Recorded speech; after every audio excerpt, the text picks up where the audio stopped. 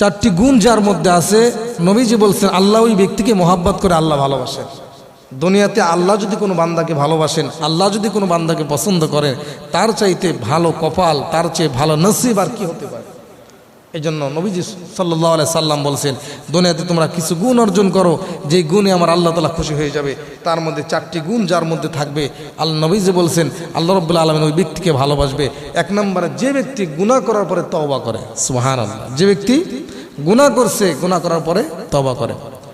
আল্লাহ নবীজি বলেন, নবীজি বলছেন আত-তাইবু মিনাজ যামবি কামান লা যামবা লাহু, যে ব্যক্তি গুনাহ করার পরে তওবা করে নিয়েছে, নিজেকে আল্লাহর দরবারে সঁপে দিয়েছে, আল্লাহর কাছে নত হয়ে গেছে, আল্লাহর কাছে ক্ষমা প্রার্থনা করে চোখের পানি ছেড়ে দিয়েছে, ওই ব্যক্তির চাইতে ভালো কপালওয়ালা ব্যক্তি আর কেউ হতে পারে না। নবীজি বলছেন, কোনো মানুষ যদি জান্নাতে যায়, জান্নাতে যাওয়ার পরে জান্নাতের নাজ নিয়ামত ভোগ করবে, অসংখ্য নাজ নিয়ামত, এগুলো ভোগ করার পরে কোনো জিনিস দেখে মানুষের আফসোস হবে না। কিন্তু যারা দুনিয়াতে বেশি ইস্তেগফার করেছে, দুনিয়াতে যারা তওবা বেশি করেছে, আল্লাহ তাআলা তাদের ইস্তেগফার এবং তওবার বদৌলতে জান্নাতের ভিতরে এমন কিছু নিয়ামত দিবে, যেই নিয়ামতগুলো অন্য আর কাউকে দেওয়া হয় না। তখন ওই ব্যক্তি আফসোস করবে, আফসোস, দুনিয়াতে যদি আমি আরও আল্লাহর কাছে তওবা করতাম, আল্লাহর কাছে আরও বিনয়ী হতাম, নত হতাম, আল্লাহর কাছে যদি চোখের পানি ফেলে কান্নাকাটি করতাম, আমি আল্লাহর কাছে আমার মর্তবাটা আরও বেড়ে যেত, সুবহানাল্লাহ।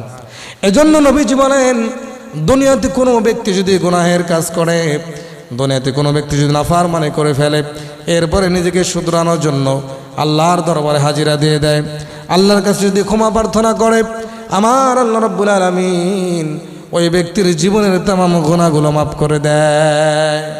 দুনিয়াতে মা যদি সন্তানকে গোসল করায় দেয়, ওই সন্তান গোসল করায় দেওয়ার পরে দুনিয়ার ধুলাবালি আবার যদি শরীরে লাগিয়ে ফেলে, ওই মা যেমন সন্তানকে একবার দুইবার গোসল করানোর পরে আবার যদি ময়লা লাগায়, কলিজার টুকরা মা সন্তানকে দূরে ঠেলে দেয় না।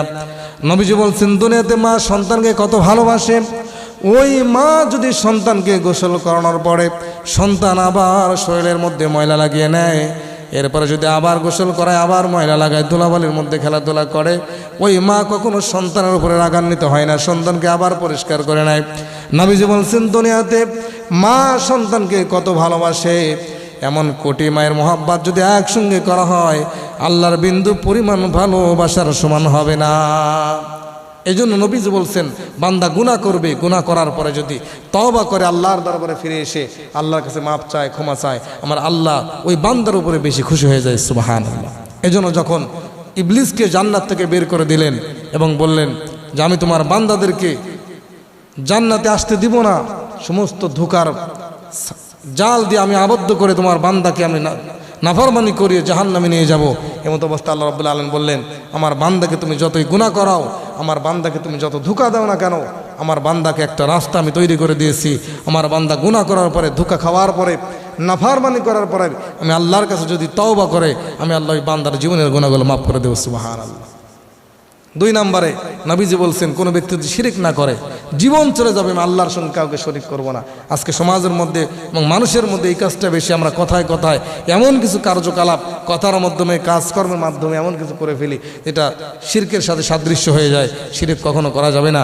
নবীজি বলছেন 3 নম্বরে, যারা আল্লাহ ছাড়া দুনিয়ার আর কাউকে ভয় করে না, আল্লাহ ছাড়া দুনিয়ার আর কারোর কাছে মাথা নত করে না, কারো কাছে কোনো কিছু চায় না, যা কিছু চাবে আল্লাহর কাছে চাইবে, আল্লাহ ছাড়া দুনিয়ার কাউকে আর ভয় করবে না। 4 নম্বরে নবীজি বলছেন, যে ব্যক্তি সুখে দুঃখে আল্লাহকে স্মরণ করে, এই 4টি গুণ যার মধ্যে আছে, নবীজি বলছেন ওই ব্যক্তিকে আমার আল্লাহ তাআলা বেশি ভালোবাসেন।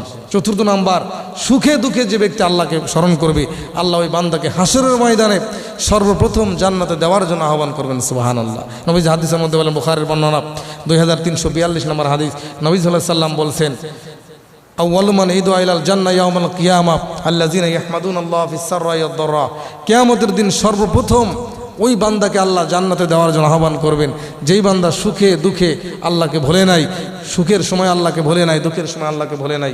সম্মানিত হাজিরিন, এই জন্য এই 4টি গুণ যদি কারোর মধ্যে থাকে, নবীজি বলছেন ওই বান্দাকে আল্লাহ তাআলা বেশি ভালোবাসবেন। আল্লাহ তাআলা আমাদের সকলকে গুণগুলো অর্জন করার তৌফিক দান।